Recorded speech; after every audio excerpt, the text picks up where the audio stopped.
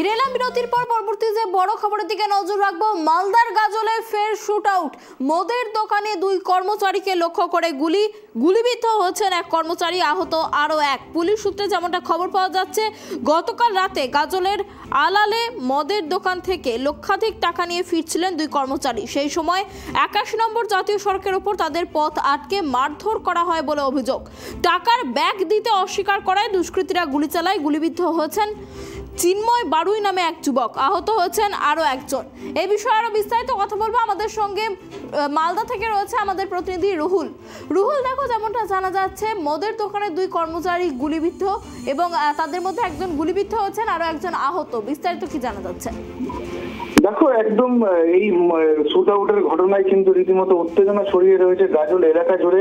যেমনটা পুলিশ সূত্রে আমরা জানতে পারছি, গতকাল রাতে গাজলের আলালের একটি মদের দোকান, যেখান থেকে কিন্তু লাইসেন্স প্রাপ্ত মদের দোকান, সেখান থেকে কিন্তু দুইজন কর্মী কিন্তু রাতে মদের বিক্রি করার অর্থ নিয়ে তারা কিন্তু গাজলের উদ্দেশ্যে ফিরছিলেন এবং 81 নম্বর জাতীয় সড়কের উপর তাদের পথ আটকায় কিছু দুষ্কৃতীরা এবং তারা সেই টাকার ব্যাগ এবং মোটর বাইক কিন্তু তারা চান তাদের কাছ থেকে, তারা কিন্তু দিতে অস্বীকার করে এবং তারপরেই কিন্তু সেই টানা পড়ার মধ্যেই কিন্তু এক দুষ্কৃতী কিন্তু যেটা অভিযুক্ত যারা বলছেন যে তারা কিন্তু তাকে গুলি করেন এবং সেখানেই কিন্তু লুকিয়ে পড়েন সে এবং গুলিবিদ্ধ হয়ে কিন্তু সেখান থেকে কিন্তু অনেকক্ষণ পর কিন্তু তাকে উদ্ধার করে মালদা মেডিকেল কলেজ হাসপাতালে নিয়ে আসা হয়।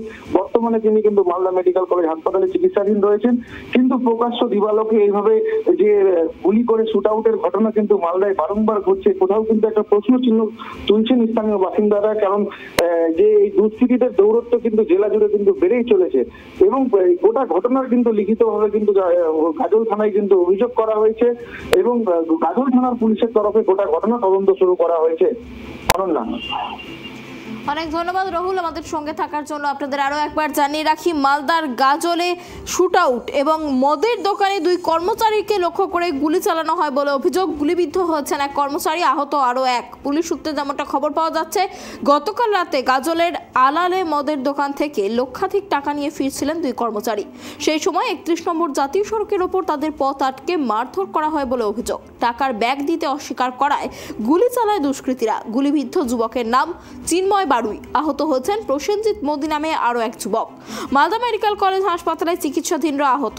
3টি মোটর বাইক করে 6 জন দুষ্কৃতী 81 নম্বর জাতীয় সড়কে স্কুটিতে করে আসা দুই যুবকের পথ আটকায়, এমনটাই সূত্রের খবর। ঘটনার তদন্ত শুরু করেছে গাজল থানার পুলিশ। এটা আমরা গত 6 মাস ধরে দেখছি মালদা জেলার যে আইন শৃঙ্খলার পরিস্থিতি, সেটার এত অবনতি ঘটেছে। কোথায় একটা কিছুদিন আগে ওই সুস্থানকে গুলিবিদ্ধ হলো, গাজলে ডাকাতি হলো, মেয়েদের অপহরণ হয়ে যাচ্ছে। কালকের যে ঘটনাটা, কালকে দুর্ভাগ্যজনক ঘটনা ঘটলো, 10 বছরের মেয়েটাকে মারা হলো। আজকে আবার শুট আউটের ঘটনা। স্বাভাবিকভাবেই মালদায় কিন্তু পুলিশ প্রশাসনের উপরে মানুষের আস্থা উঠে যাচ্ছে এবং পুলিশ প্রশাসন একটা প্রশ্নের মুখে কিন্তু পড়ছে, এদের দ্বারা সাধারণ মানুষের নিরাপত্তা সুরক্ষিত কিনা। এখন গুলি চালিয়েছেন, কি ব্যাপারে চলেছে এবং সেই দুষ্কৃতিকারীকে ধরে উপযুক্ত শাস্তি দেওয়াই হচ্ছে আমাদের সরকারের লক্ষ্য। কি মনে হয়, নাকা চেকিং বাড়ানো উচিত আরও? কোথা থেকে আসছে এত অস্ত্র? দেখুন, ভারতবর্ষের যা পপুলেশন, সেই পপুলেশন অনুযায়ী সেই কোনো রাজ্যেই বা কোথাও সেই অনুপাতে পুলিশ বা প্রশাসন নেই, পুলিশ নেই। সুতরাং মানুষকে সচেতন হওয়া দরকার আছে। এইসব প্রশ্রয় যদি হয়, পুলিশকে ইনফরমেশান দেওয়ার দরকার আছে। পুলিশের কাছে যত ইনফরমেশান যাবে, পুলিশ নিশ্চয়ই ব্যবস্থা নেবে এবং মানুষ যতদিন সজাগ না হবে, মানুষকে সজাগ হতে হবে। সেই সজাগ হলে, পুলিশকে ইনফরমেশান করলে এইসব দুষ্কৃতিরাজ বন্ধ করা সম্ভব।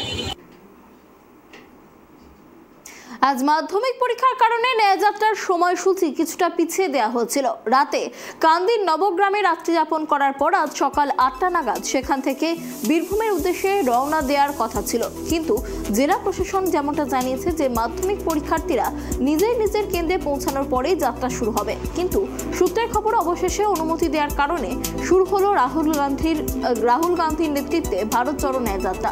কান্দির নবগ্রাম কিশোর সংঘের মাঠ থেকে হুড খোলা গাড়িতে চেপে শুরু হয় তার যাত্রা। কান্দির নবগ্রাম থেকে বীরভূমের পথে রাহুল গান্ধীর ন্যায়যাত্রা শুরু হলো।